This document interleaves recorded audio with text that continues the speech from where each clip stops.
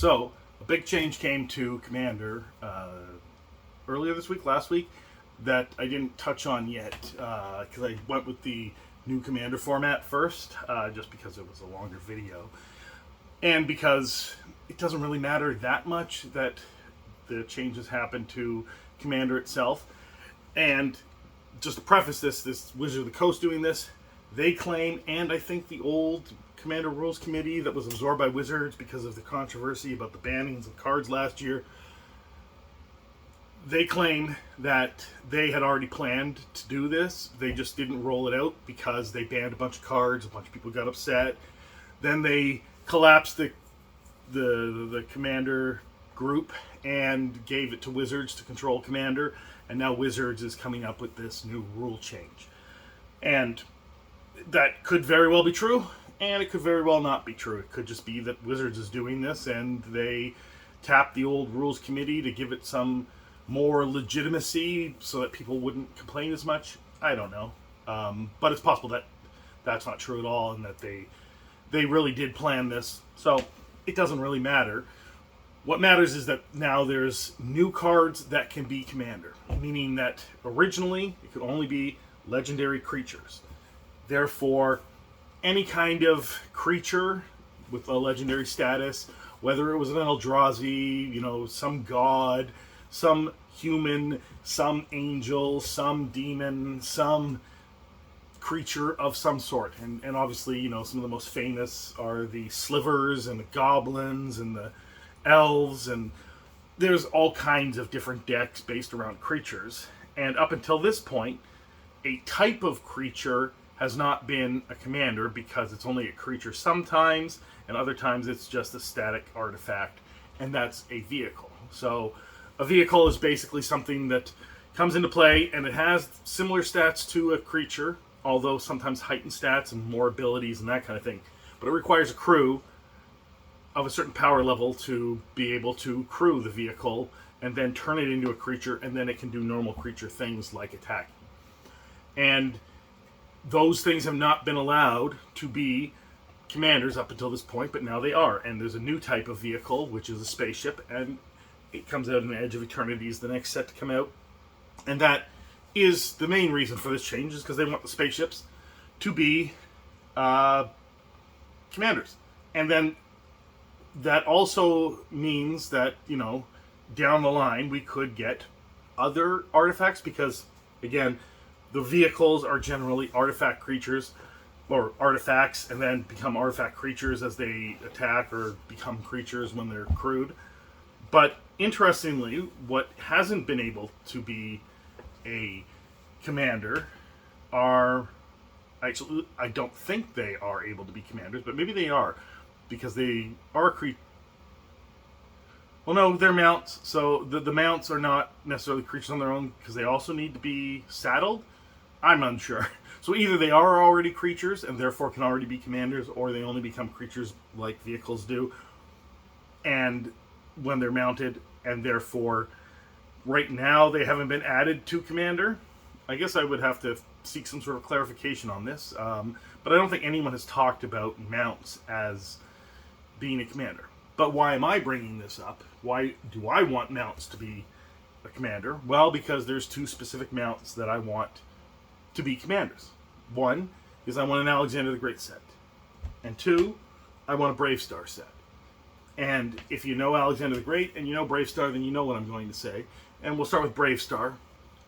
His Brave Star's main companion is a horse that he rides, that also gets up on two legs and has a shotgun and is his deputy or whatever, and that could easily be a commander. And therefore, if vehicles are going to be commanders, then mounts should be commanders too. Now with Alexander the Great, it's a little bit more, esoteric knowledge to know that Alexander had a horse named Bucephalus, and sometime while he was conquering everything, he made Bucephalus a commander or a ruler in a certain area.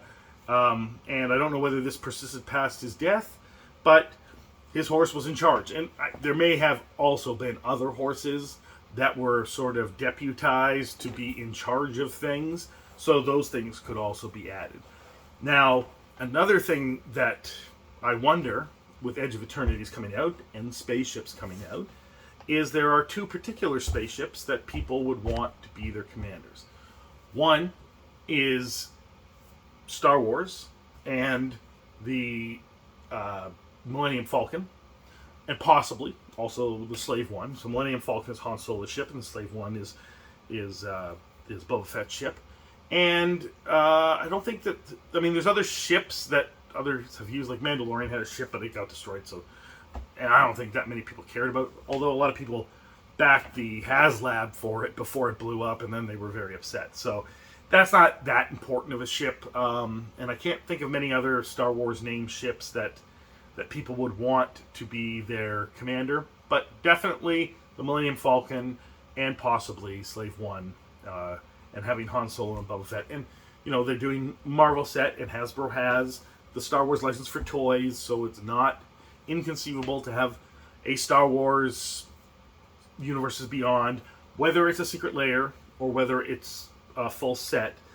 But start with Star Wars Unlimited as a card game all to itself, that may not come to pass, or at the very least, it would have to only be a secret layer.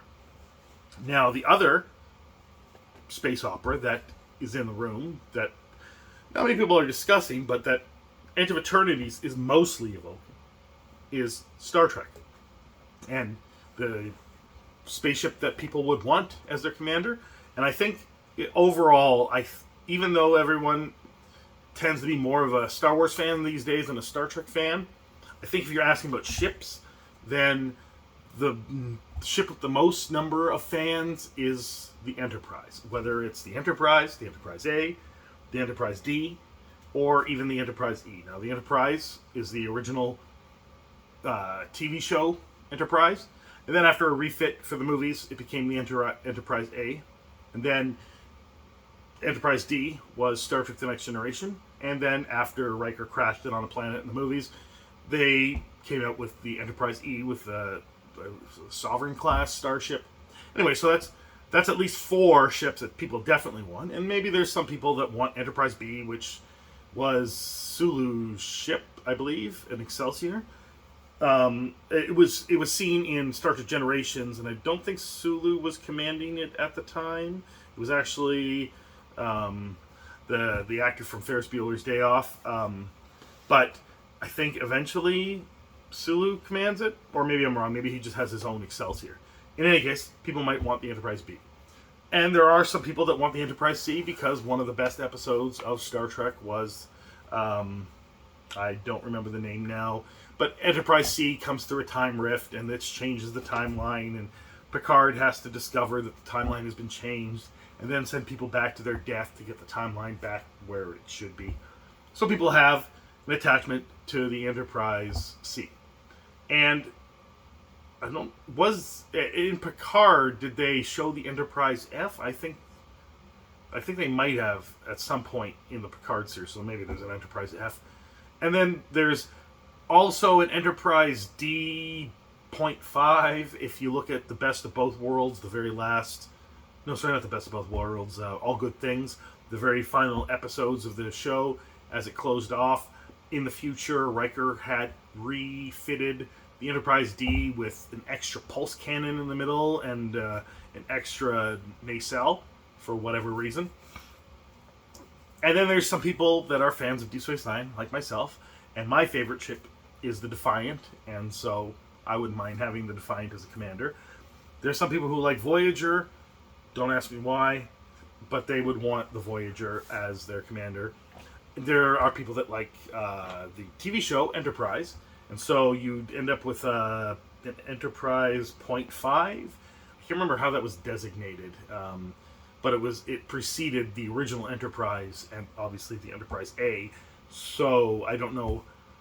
I forget how they, kind of made that prequel series. And not many people are that big of fans of Enterprise, but lately with the way Star Trek shows went, some people may have gone back and said, this isn't actually as bad as I thought it was. I particularly liked Enterprise, not as much as I liked Star Trek The Next Generation, Deep Space Nine, or the original Star Trek, but certainly better than anything that has come out since Enterprise.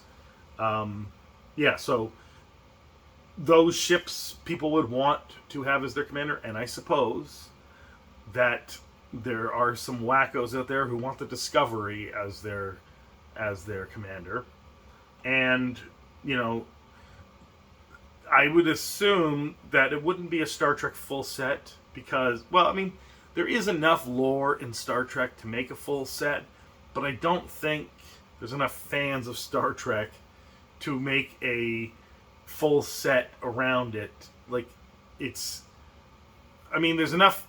I would say there's lots of Star Trek fans, but not enough that they want to spend lots on cards and want to play Magic the Gathering. Not in the same way that Final Fantasy fans want to collect Final Fantasy. I think that the people that are Star Trek fans have slowly weaned themselves off of any new kind of Star Trek thing, and a Magic set may not be the thing they'd want. But if it was a secret layer, and you had the ships and maybe some of the more likable characters that people like, and it could be multiple secret layers of 4 or 5 cards, then you would cover or satiate people's collecting for Star Trek and Magic the Gathering. But to make it a full set would be a difficult ask, and you've already got Edge of Eternities, which is doing something similar to a Star Trek set. And I think that if they were to make not just Star Trek ship cards, but also the characters, you could basically make Q a Planeswalker, and people would really like that. And possibly Wesley Crusher a Planeswalker, but I'm not sure how many people besides me would like that, because I'm one of the few fans of the Wesley Crusher character. And I can't think of any other Planeswalker. Maybe the Borg Queen, but that's kind of pushing it for Planeswalker. Although with the events of Picard, I guess you could argue that she's a Planeswalker. So now that I'm talking about this, it seems even more and more likely that there's something in store for Star Trek in Magic the Gathering. And I doubt they're going to be included cards in Edge of Eternities like the Transformers were in Brothers War. Because I think I saw that they spoiled stuff today or yesterday or whatever. And usually we're at the point where they're about to spoil the whole set, and I haven't heard anything about Star Trek. And I don't think that there's going to be any Star Trek cards in Edge of Eternities. But since I'm saying that there's also probably not going to be a full Star Trek set, I'm still leaning towards a secret layer that gets announced sometime by the end of the year. And if it doesn't get announced by the end of the year, then there's not going to be one. And this all requires Wizards being able to acquire the license, meaning that Paramount or whoever owns it right now is willing to trade that license or sell that license to Wizards of the Coast and have Magic the Gathering cards. And, you know, whether they want that kind of thing. Not all IPs want to be everywhere on everything, although Star Trek historically was everywhere on everything, from lunchboxes to posters to calendars to anything. So I don't see whoever the stewards of the IP are now caring about diluting the license, because first, it's not as valuable as it used to be, and second, that's been done. That Rubicon has been crossed. So I don't think it's a Lord of the Rings situation, and Lord of the Rings was licensed to Magic the Gathering. I don't think it's a Dune thing. Will there be Dune stuff in Magic the Gathering? Maybe a Dune secret layer? I don't know. I just thought of that. That is another thing. So anyway, to go back with the original Commander the Commander change and having legendary vehicles and spaceships as your commander. Are there other vehicles that people are interested in as being a commander? Whether it's a spaceship, or maybe there's some other legendary vehicle, like, say, the A-Team's van, or Kit from Knight Rider, or anything like that, right? And would these things show up in secret layers, in other sets?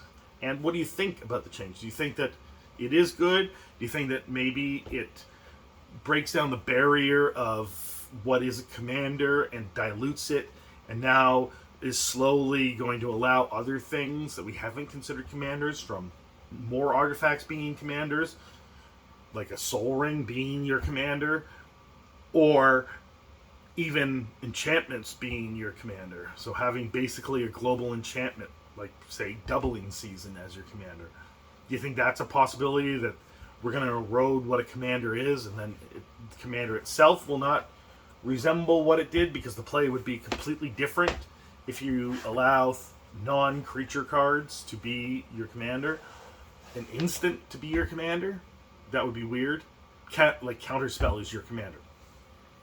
That's, a possibility. I don't know what the probability is, so... Anyway, what do you think? Are there vehicles you want to be your commander? Are there mounts that you want to be your commander?